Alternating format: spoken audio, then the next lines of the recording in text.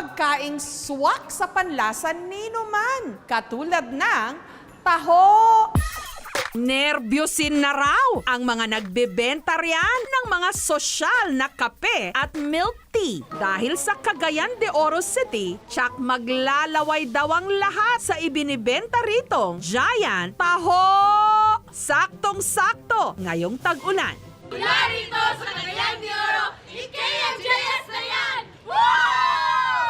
Ang Instagrammable na tahong ito na nasa magandang cup, may cup lid at straw pa. Mas sumasarap pa raw kapag nilagyan ng evaporated at condensed milk. Ang heavy gatin na serving, 50 pesos. Perfect for the barkada, promise. Yes. I swear. Kailangan talaga mahalo talaga yung ingredient. So mas ma-feel mo yung sarap pag i-mix mo. Ang Giant Taho, pakulo ni Rico. Yung una, 10 at saka 20 lang yun. Maraming maghanap eh. Wala ba kayong malaki dito? Mas malaki. Ginawa ko yung 12 ounce, 16 ounce at saka 20 ounce. Dating nagtatrabaho sa pabrika ng taho si Rico.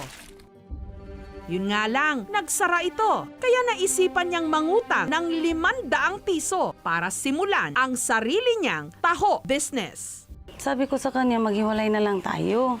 Yung inisip ko talaga, gusto ko may trabaho siya araw-araw. Tapos sabi niya sa akin, sige lang bukas maghanap ako ng trabaho. Sa likod lang ng bahay nila mano-manong iniluluto ni Rico ang taho. Pagkatapos itong pakuluan, isinasalin niya sa katsa at saka pipit-pitin sa kahoy para makuha ang katas. Sasakyan ko itong ayaw na ito para mapiga. 3 beses niya itong pinipiga hanggang makuha ang soya milk. Saan po dadalhin? Yung sapal, pakain ng baboy. Ang gamit naman niyang cup, binibili pa raw niya sa dessert shop. Mula sa puhunang 500 pesos lang noon, kumikita na si Rico ngayon ng 4 to 5,000 pesos kada araw. Yung pagmamahal mo sa tinitinda mo at sa pamilya mo. Yun, sekreto ko. At always think positive. Huwag kayong baka hindi ito mabili.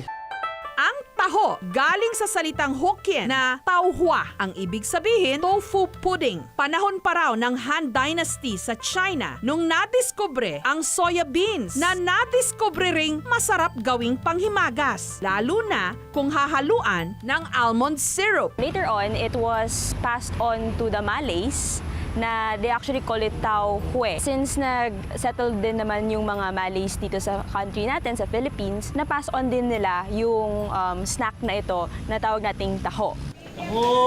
Hanggang nakarating na rin ito sa mga kalsada ng Pilipinas.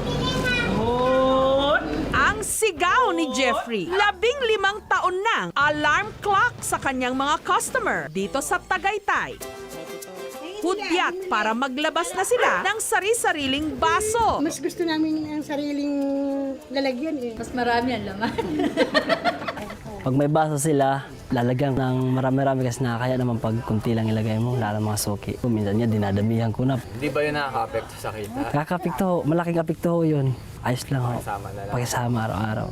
Ang itinitindang taho ni Jeffrey mula sa pabrika ni na Rose sa Mendez sa Cavite. Habang po nag-aantay tayo ng kumulo yung tubig, kailangan po gilingin yung soya.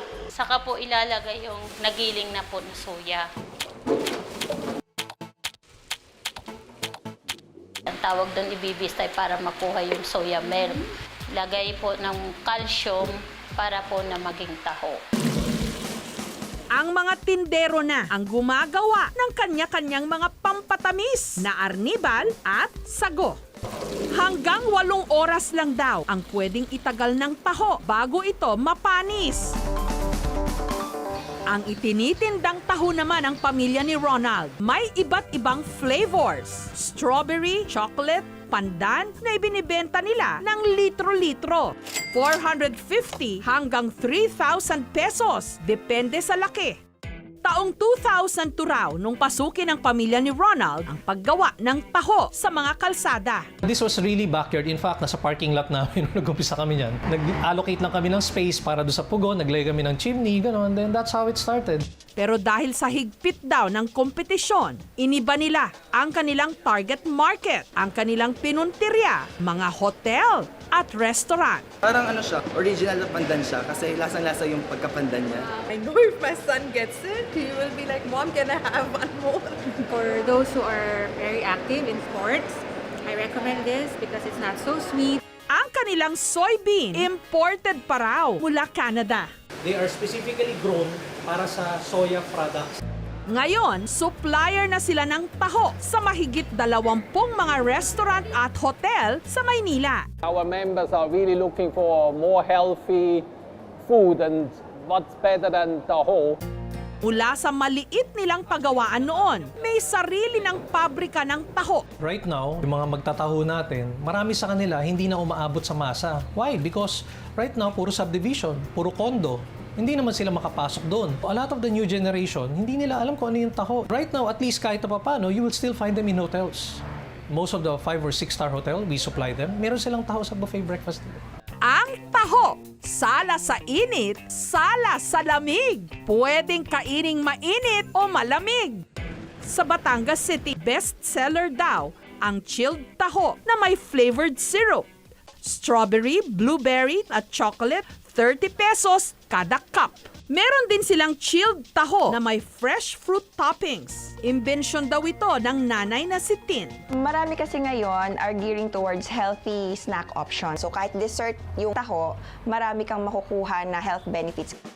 Ang kanya raw naging food critic ang dalawa niyang mga chikiting. Nag-trial and error daw muna siya kung anong prutas ang babagay sa taho. Lalo pat madali itong masira hanggang nasubukan niyang lagyan ito ng mangga at avocado. Ang staple talaga is yung mango kasi all year round nandyan lang. Tsaka marami kami ding avocado sa bahay dahil yung mga parents namin ay diabetic. So isa yung avocado sa low glycemic na fruit. Kakaiba siya, hindi siya yung ordinary na tahong nabibili natin minsan.